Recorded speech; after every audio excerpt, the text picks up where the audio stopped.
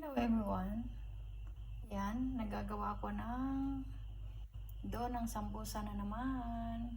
Yung ginawa ko noon guys ay last na ngayong araw yung lulutuin ko.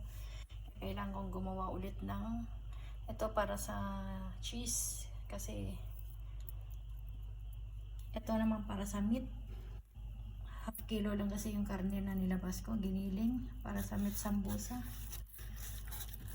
As ito naman ay cheese. Dadami ng gagawin ko. So, mas marami ang cheese. Yan guys. Flex lang.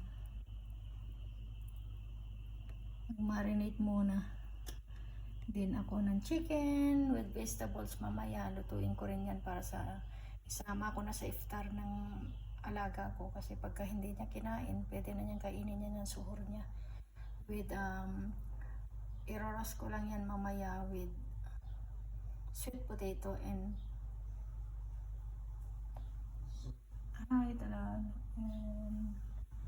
sweet potato and potato.